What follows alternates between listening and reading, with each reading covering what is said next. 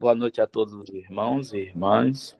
Vamos dar continuidade aqui à nossa leitura do livro A História da Igreja, do irmão André Miller. A partir desse tópico, Papa Urbano e as Cruzadas. Os irmãos fiquem à vontade para trazer pensamentos. Pode interromper. Em março de 1095, um concílio foi convocado para se reunir com Urbano em Placentia, a fim de realizar uma consulta sobre a Guerra Santa e outros assuntos importantes. 200 bispos, 4.000 clérigos e 30.000 leigos compareceram. E como não havia edifício grande o suficiente para conter a vasta multidão, as sessões maiores foram realizadas em um campo próximo à cidade. Além do projeto da Guerra Santa, o Papa abraçou a favorável oportunidade de confirmar as leis e afirmar os princípios de Gregório. E ali, em Placentia, a sanção final foi dada às duas características mais fortes nas doutrinas e na disciplina da Igreja Romana, a saber, a transubstanciação e o celibato do clero. Em novembro do mesmo ano, outro concílio foi convocado para se reunir com o Papa em, desculpa, em Clermont, na Alvérnia. As citações a esse concílio eram urgentes e o clero foi encarregado de excitar os leigos na causa da cruzada. Uma vasta assembleia de arcebispos, bispos, abades e etc. foi reunida.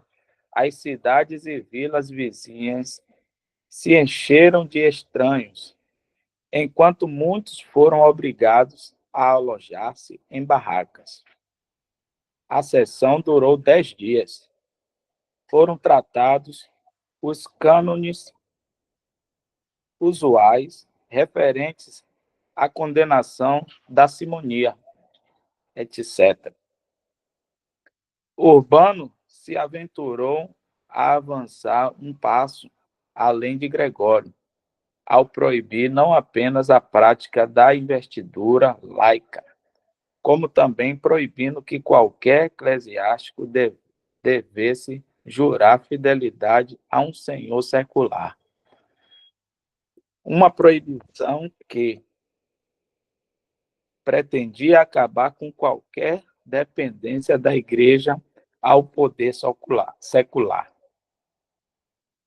Assim, vemos o Estatuto Papa aproveitando cada vantagem de sua extrema popularidade, enquanto as mentes de todos estavam absorvidas com o assunto da vez, a Santa Cruzada. Nenhum momento poderia ser mais favorável para o avanço do grande objeto de ambição papal, a supremacia reconhecida sobre a cristandade latina, ou a elevação do próprio Urbano sobre o Papa rival Clemente, assim como sobre os soberanos seculares que o apoiavam. Na sexta sessão, a cruzada foi proposta. Urbano subiu em um alto púlpito no mercado e dirigiu-se às multidões reunidas. Seu discurso foi longo e excitante. Ele falou sobre as glórias antigas da Palestina, onde cada pedaço de chão tinha sido santificado pela presença do Salvador. pela sua Virgem Mãe e por outros santos. Ele se alongou sobre a presente condição do território sagrado, possuído por um povo ímpio, os filhos da serva egípcia, sobre as indignidades, os atentados, a tirania que infligiram aos cristãos redimidos pelo sangue de Cristo. Ele também não se esqueceu de falar das progressivas invasões dos turcos sobre a cristandade. Lancemos fora a escrava e seu filho, clamou ele. Que todos os fiéis armassem-se. Ide adiante, e Deus estará convosco. Redimi vossos pecados, vossa rapinagem, vossos incêndios, vossos derramamentos de sangue, pela obediência. Que as famosas nações dos francos demonstrem seu valor em uma causa onde a morte é a certeza da bem-aventurança. Considerai uma alegria morrer por Cristo, onde Cristo morreu por vós. Não pensai nos parentes ou no lar. Vós deveis a Deus um amor maior, pois para um cristão qualquer lugar é exílio, qualquer lugar lhes é lar e país. O egoísta Papa não deixou de apelar para uma paixão sequer, mas seu verdadeiro desígnio e grande objetivo era dispor de barões, rebeldes e monarcas obstinados, envolvendo-os em uma distante e ruinosa expedição, e, na ausência deles, reunir em suas próprias mãos todas as linhas desse grande movimento e consolidar os elevados esquemas de seu predecessor e mestre, Hildebrando.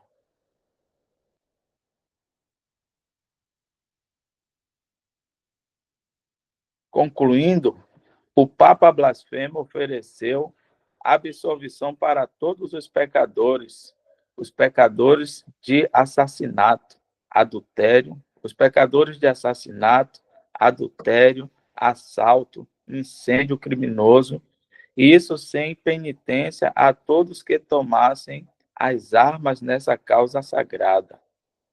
Ele prometeu vida eterna a todos os que sofressem a gloriosa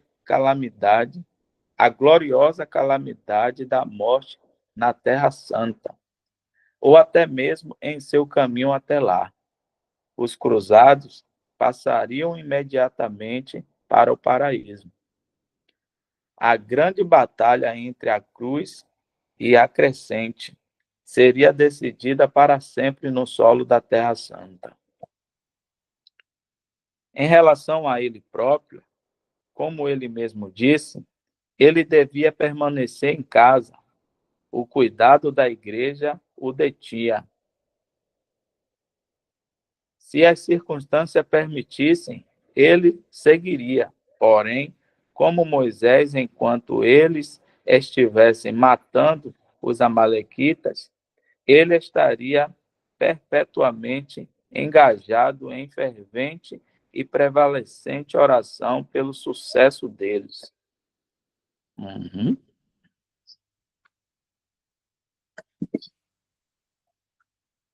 O discurso do Papa foi interrompido por uma entusiástica exclamação de toda a Assembleia.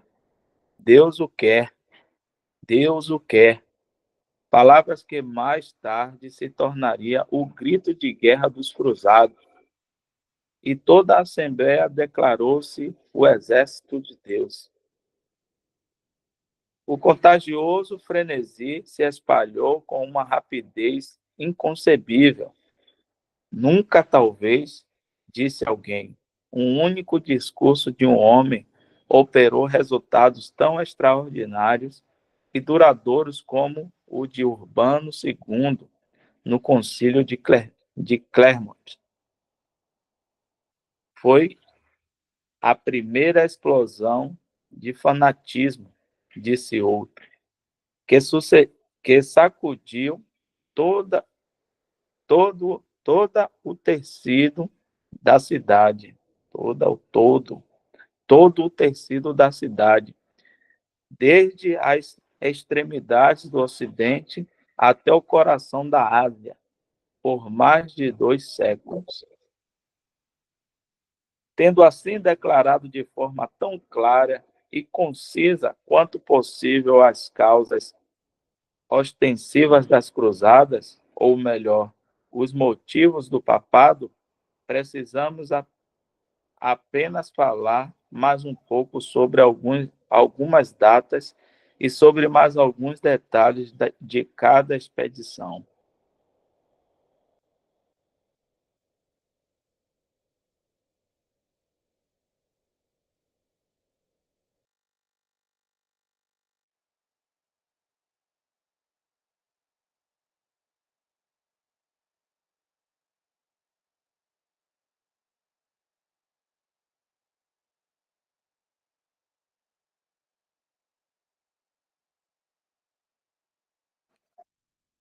Só refrescando a memória de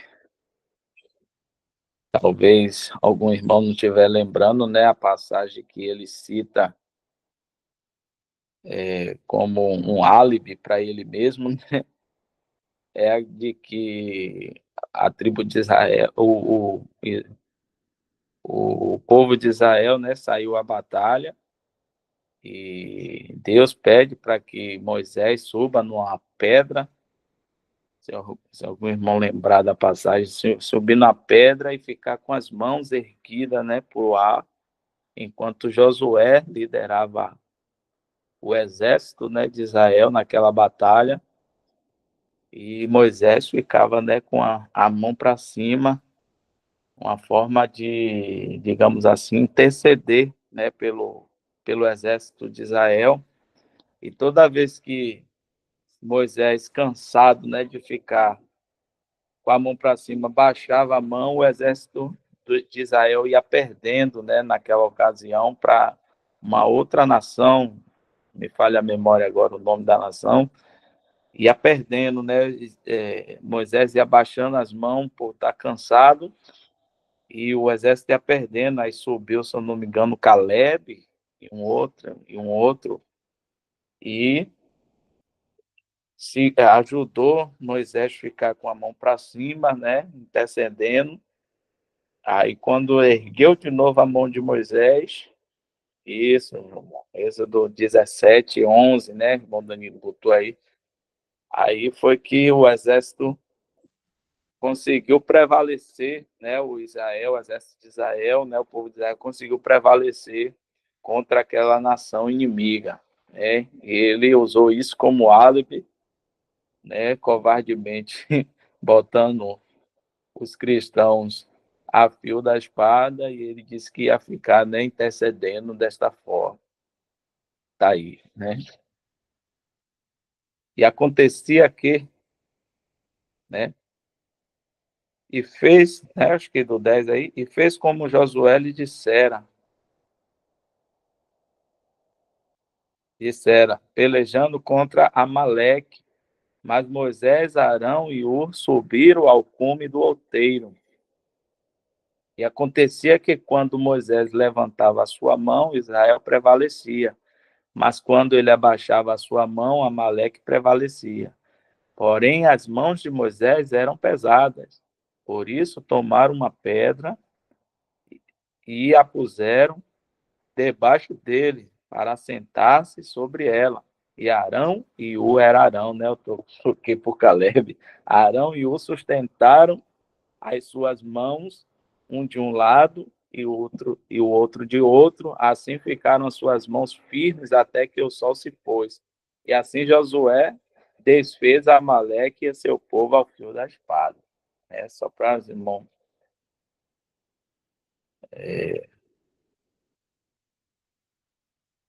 saber que A passagem que ele está usando é essa, né?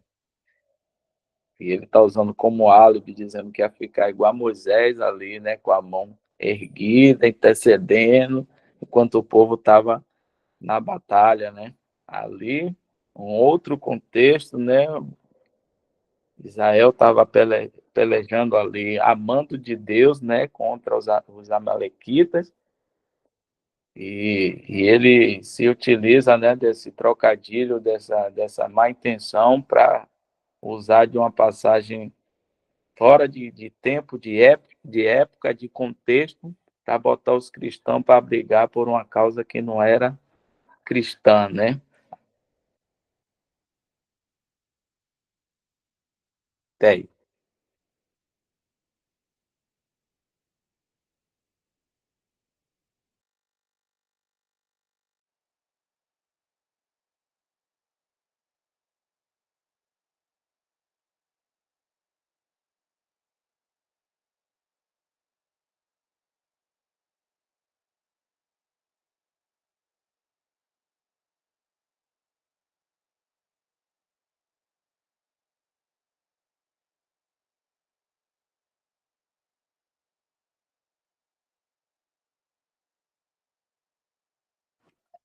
Vou seguir com a leitura.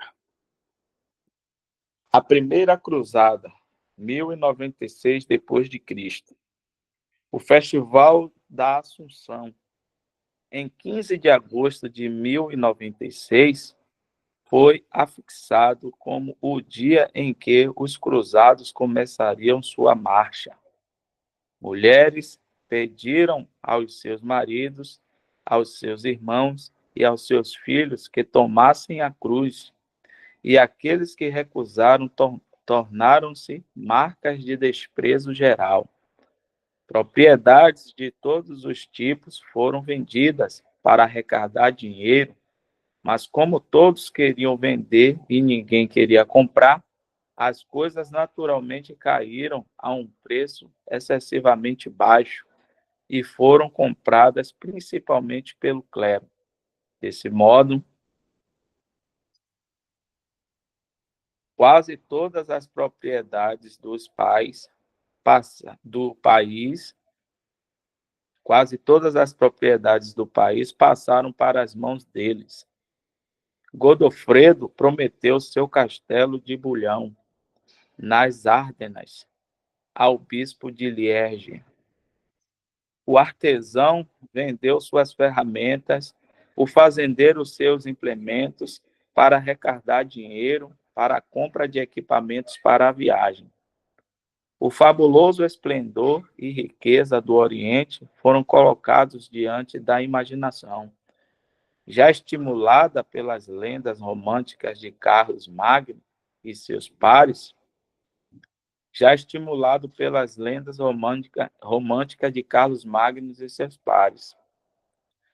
Além do entusiasmo religioso que então animava todas as classes, uma variedade de outros motivos operavam na mente do povo. Para o camponês, antes não havia a oportunidade de deixar sua vida deprimida para pegar nas armas e abandonar o serviço ao seu senhor feudal. Para o ladrão, o pirata, o fora da lei, antes não havia perdão e restauração para a sociedade. Para o devedor, antes não havia escape ou suas obrigações. E para todos os que tomavam a cruz, havia a certeza de que a morte na guerra santa os tornaria participantes da glória e bem-aventurança dos mártires. E tão grande foi a excitação produzida por essa epidemia papal que, muito antes do dia indicado para o início da expedição, a, a impaciência da multidão não conseguia se conter. No início da primavera de 1096, Pedro, o eremita, o primeiro missionário da cruzada partiu em sua marcha para o Oriente à frente de um exército selvagem e heterogêneo. Cerca de 6.000 da população dos confins da França e Lorraine reuniram-se em torno do eremita e pressionaram a liderá-los até o Santo Sepulcro. Ele então assumia o caráter, sem as capacidades necessárias de um general, e então marcharam ao longo do Reno e do Danúbio. Gualtério, sem haveres, um pobre mas valente soldado, seguiu com eles com 15.000 pessoas. Um monge chamado Godescalco ou Godschalk, aí pegou Godschalk, seguiu de perto Pedro e Galtério, com cerca de 20.000 dos habitantes das aldeias da Alemanha. Um quarto enxame de cerca de 200.000 da escória do povo, conduzidos por um chamado Conde Emicho, pressionaram-lhe a retaguarda. Essas sucessivas multidões, assim, contavam totalmente 300.000 guerreiros da cruz, assim chamados. Mas logo manifestou-se como um emblema idólatra exterior. Velhos e enfermos, mulheres e crianças, mas logo manifestou-se que um outro espírito os animava.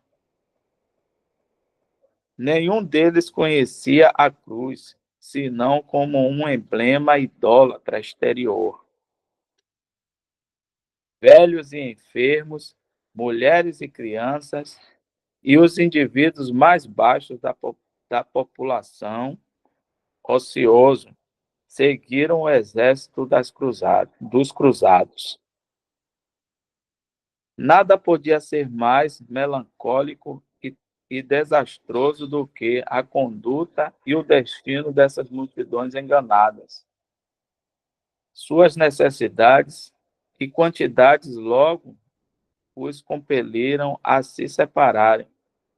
Eles estavam sem ordem ou disciplina, e a maioria deles desprovidos de armadura ou dinheiro.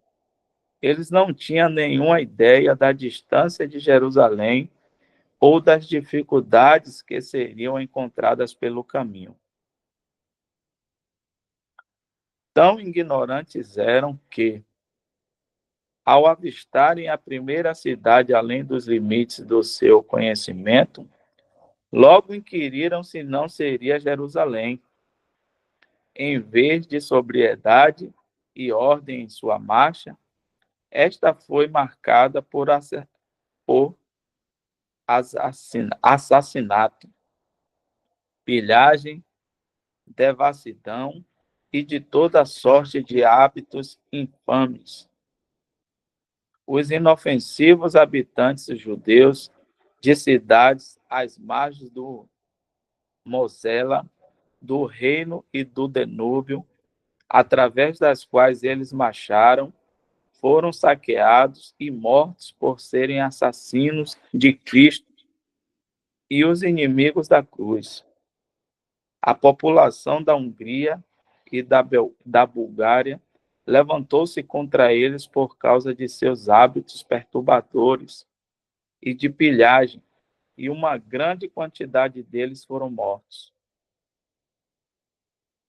Após repetidos desastres e aventuras tolas, eles chegaram em Constantinopla, mas Aleixo, o imperador grego, mais alarmado do que satisfeito com seus aliados, os transferiu rapidamente, se não traiçoeiramente, pelo Bósforo. Uma grande batalha ocorreu logo em seguida, entre os muros de Nicéia, a capital turca, o exército do eremita foi feito em pedaços por Solimão, o sultão turco de Icônio. Gualtério, sem haveres, foi morto com a maioria de seus seguidores, e seus ossos foram ajuntados em uma grande pilha para alertar seus companheiros da desesperança de sua empreitada. É comprovado que nessas mal conduzidas expedições, 300 mil pereceram, e alguns estendem o número para 500.000. Daqueles que tinham começado sob a direção de Pedro e de seus tenentes, não mais de 20.000 sobreviveram e estes tentaram encontrar seu caminho de volta para casa, mas apenas para contar o triste destino de seus companheiros que tinham morrido pelas flechas dos turcos e dos húngaros, ou pela escassez e fadiga. Dificilmente sequer um dos do exército de Pedro alcançou as fronteiras da Terra Santa. O Papa Urbano viveu para ouvir sobre as angústias e misérias de sua própria obra maligna, mas morreu antes da captura de Jerusalém. Dá um tempo aqui para os irmãos comentarem.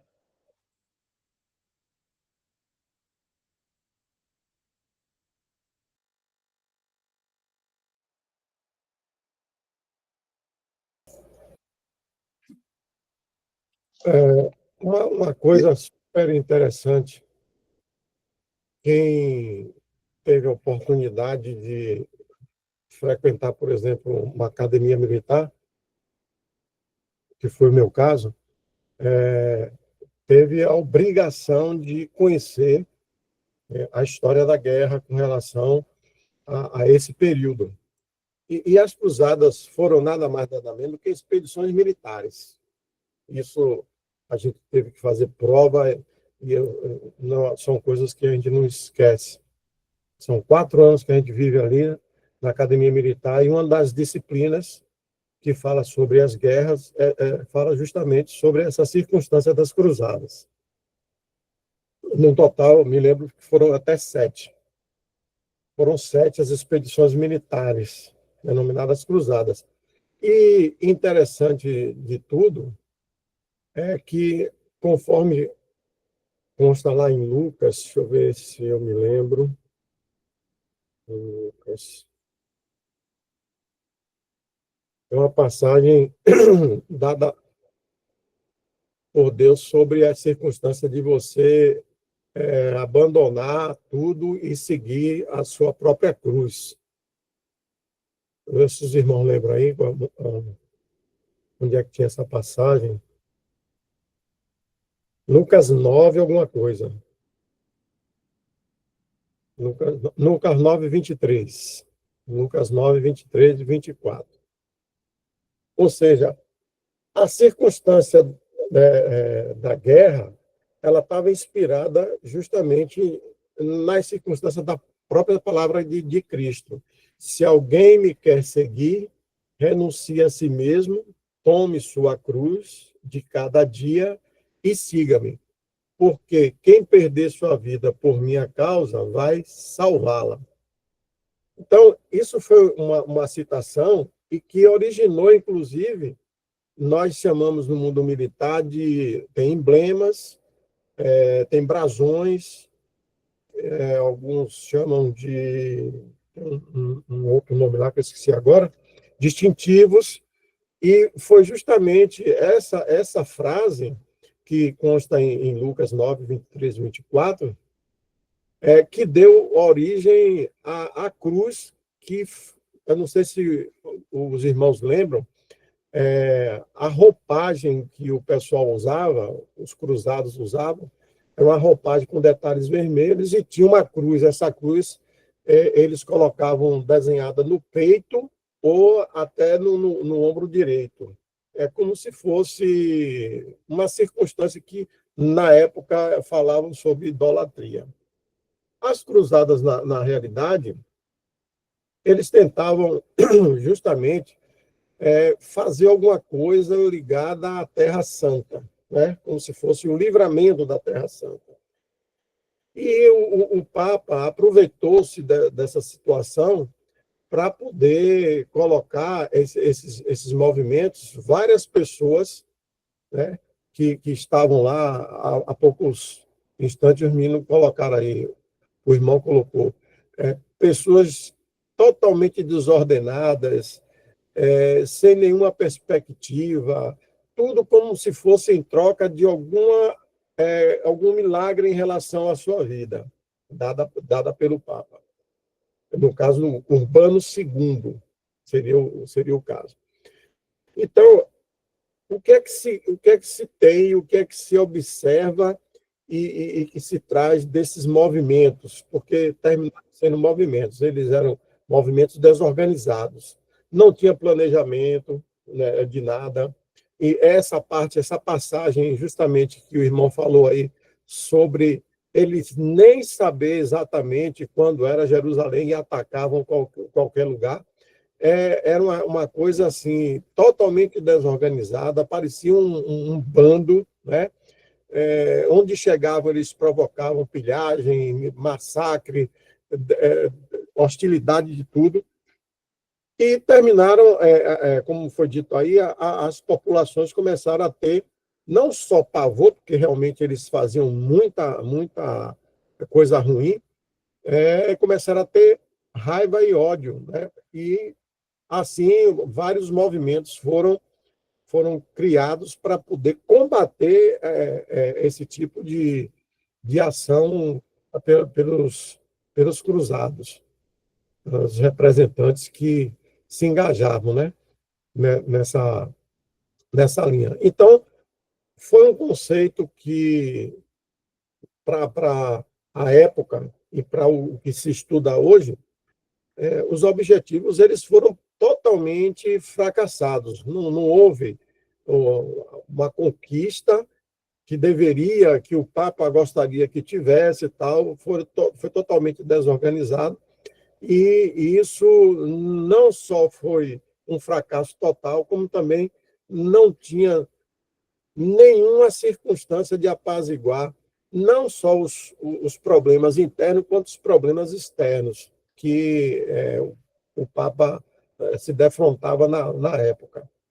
Então, essa circunstância das cruzadas trouxe uma série de consequências e que, até hoje, nós temos circunstâncias de pessoas que criam esse tipo de dilema, né? Vamos dizer assim.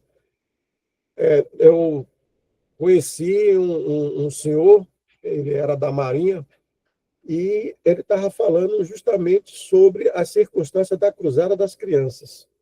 Então, hoje, você tem movimentos da população e que quer, de uma forma também, hoje tentam ser um pouco mais organizados, mas nem sempre o é. E querendo colocar justamente esses nomes de cruzadas daquilo, mas sempre tomando como a ideia, aquele ideal de cruzada que foi colocado, que existia lá naquele século, no século XI ao XIII, mais ou menos. Eles tentam hoje serem um pouco mais organizados, utilizar a imprensa, essas coisas todas. Mas os objetivos, poucos eles são alcançados, né? Essa circunstância, por exemplo, eu conheci uma senhora que teve câncer, e ela lançou justamente a chamada Cruzada do Câncer, né, contra o câncer. E tem outros. Tem até Cruzada Evangélica, não sei se os irmãos já ouviram falar. Então, até hoje, se toma como exemplo esse tipo de procedimento, e eles tentam, né, quer dizer, as pessoas hoje tentam buscar um mínimo de organização para poder ter sucesso, coisa que não foi alcançada naquela época. Então, um movimento e não deixou de estar espelhado, por isso que faz parte de uma das disciplinas das academias militares, porque essas expedições eram justamente expedições que foram tipicamente militares, dentro do ponto de vista assim, militares, né? Alcançou o século XI e o século XIII, ou seja, 1095, como o irmão falou aí, e 1254. Eu tenho alguns rabiscos ainda, eu não jogo fora os meus escritos acadêmicos, e esse foi um assunto super interessante. Eu tive a oportunidade de estudar e ver o que era marcado, eles chamavam marcado pela cruz, né? Ou seja, a conquista da cidade santa, marcado pela cruz. E se tornou, assim, uma peregrinação muito grande, tudo com a busca de auxiliar a Terra Santa. Mas, infelizmente, foram fracassos, coisas erradas, e alguns livros não constam isso, mas existiam pessoas que não estavam dentro daquela linha do militarismo mesmo, e não só procediam a matança, como outras ações não muito recomendáveis, né? Estupros, não sei o quê, outras situações dessa natureza. Então, muito forte essa passagem das cruzadas, e principalmente essa dada pelo o irmão lá, o Papa, melhor dizendo, né? Urbano II. Até aí.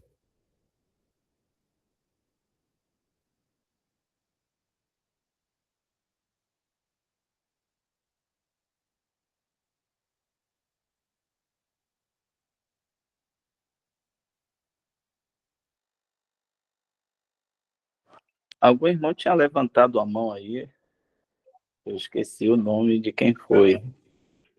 Pode falar, irmão, se for alguma pergunta. O irmão Jorge Santos.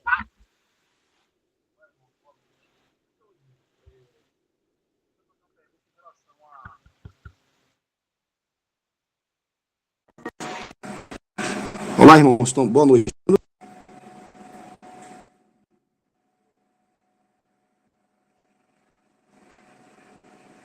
Oi, boa noite. Estão me escutando, irmãos? Agora sim. Ah, perfeito, pode falar. Irmãos, uma pergunta que eu queria fazer a vocês é sobre exatamente as cruzadas aí. Eu queria saber qual a ligação entre as cruzadas, os cavaleiros templários e os maçons. Por que eu estou fazendo essa pergunta? Porque eu tenho uma pessoa próxima a mim que ele é maçom, só que eu não escuto, né? Quando ele está sentado falando alguma coisa, eu não escuto muito o que ele está falando, mas uma hora que eu passei, eu vi ele falando sobre que os maçons eram os cavaleiros templários e que teve a ver com a cruzada, e eu queria saber se o irmão pode me explanar um pouco sobre esse assunto.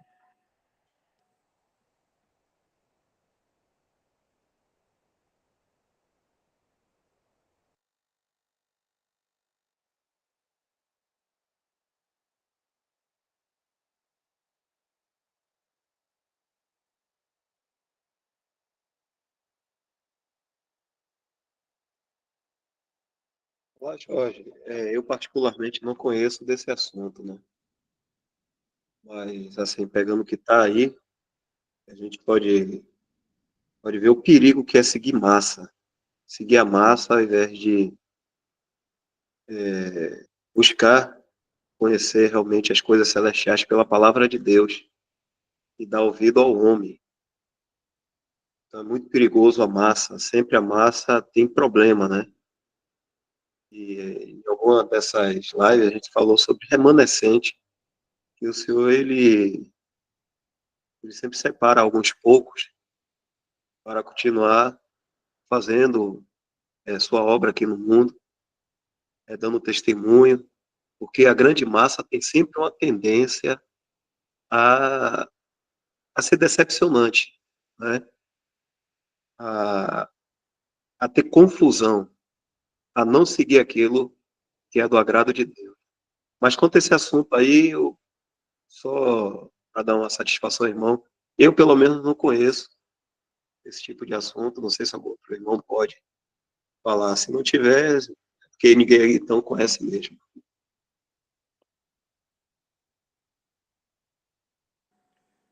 Obrigado, irmão, irmão Dal. É porque, na verdade, eu não sei se tem alguma ligação, né? Mas é que eu ouvi ele falando que nas cruzadas existem os cavaleiros templários, né? Que seriam os maçons, tal, eles que foram responsáveis por essa cruzada. Eu também procurei, mas eu não vi nada disso não aqui na palavra, entendeu?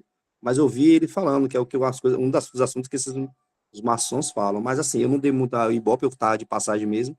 E eu achava que tinha alguma ligação, mas eu também pesquisei e não vi, entendeu? Mas enfim, é como você falou sobre a massa, né? O perigo de seguir a massa. Obrigado, irmão.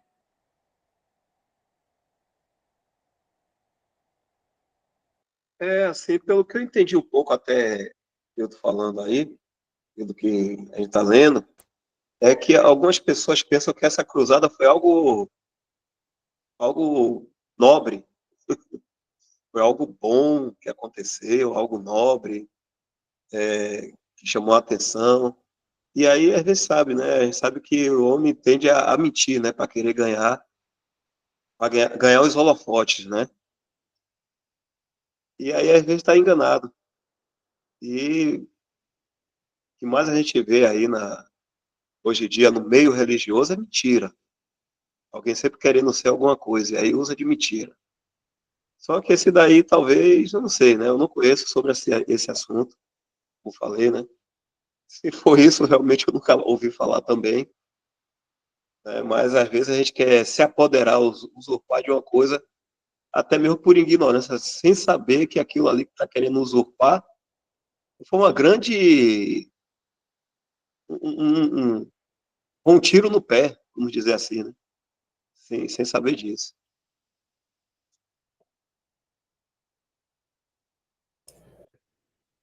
Irmão, de fato, não é que isso conta na história. Os filmes que têm passado sobre os templários é que eles fazem algumas modificações para poder dizer que aquela circunstância da cruzada foi uma coisa positiva nos filmes. Isso é coisa de Hollywood, tá me entendendo? O importante é você se debruçar em livros que efetivamente vai mostrar a realidade do que foi uma cruzada, né? Das 7 que ocorreram. Então, não foi nada de brincadeira nem coisa boa, não. O negócio era triste, né? É, é bom pegar assim, quando tiver um tempinho, já que faz parte da história, né?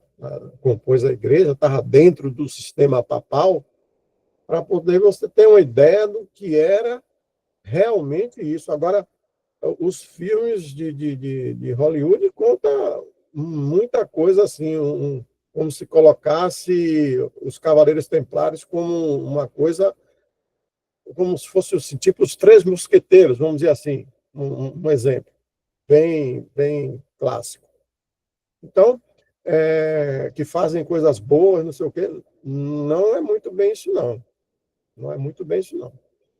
Agora, essa ligação existente realmente aí com esse grupo aí, não é? Como foi não, o nome aí? Me ajude aí, irmão. O nome que você colocou aí, Maçons. os maçons, é, tem eu não acho que seria interessante a gente fazer um comentário aqui. Ó.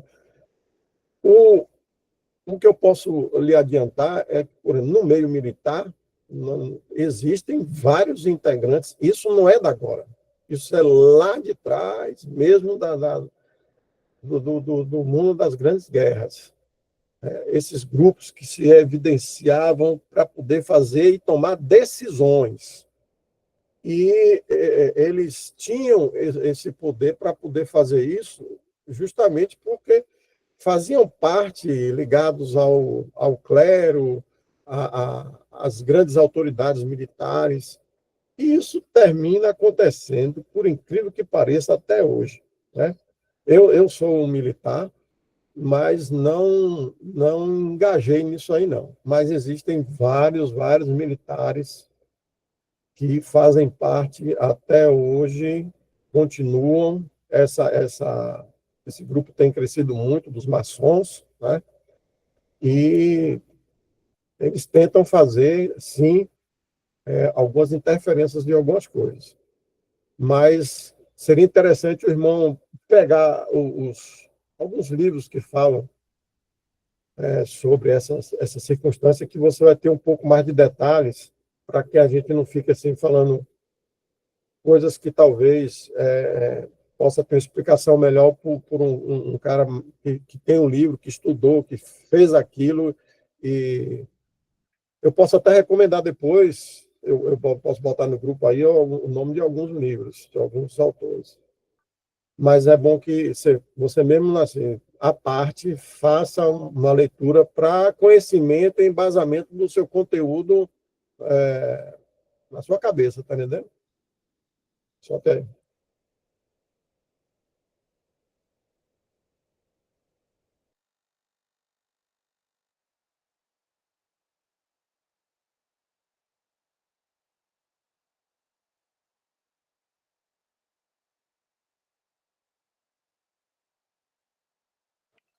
Já chegamos no nosso horário. Só um comentário rapidinho. As cruzadas realmente foi um marco na história, né? Inclusive, como o irmão Newton colocou, é tema acadêmico, né? Em faculdades, em academias militares, né? Se trata muito sobre esse assunto. E historicamente, irmão, a gente observando que os historiadores, aqueles que estudam história, né? Eles tratam esse episódio, essa coisa que aconteceu neste período, como uma coisa positiva, como o irmão, muitos deles, né, tratam essa cruzada, esse enfrentamento que houve, né, de um império contra o outro, como uma coisa positiva, porque eles observam do ponto de vista terreno, né, daquela disputa por território, né? E houve realmente, como a gente leu aí no texto, esse incentivo, né, àquelas pessoas a irem à batalha para defenderem um território esse que era santo, né? Então a gente viu que o Papa ele usou, né, desses artifícios para incentivar, para dar combustível àquelas pessoas a irem à batalha, a brigarem em troca de protegerem a Terra Santa, o sepulcro do Senhor Jesus Cristo. E a gente viu até que eles davam, né, perdão de pecados, lugares nos céus, para motivar essas pessoas a irem à batalha. Mas, do ponto de vista bíblico, quando a gente, como o Dal falou, quando a gente olha para esse episódio na história, do ponto de vista da palavra de Deus, né, do ponto de vista bíblico, a gente vê que foi uma história triste, né, onde a igreja, né, corrompida pelo sistema mudando por política, já misturada com esse mundo, com as coisas deste mundo, com a política deste mundo, estava batalhando uma batalha que não era dela, né? Estava sendo colocada como massa de manobra para os interesses humanos, mesquinhos, de poder, de,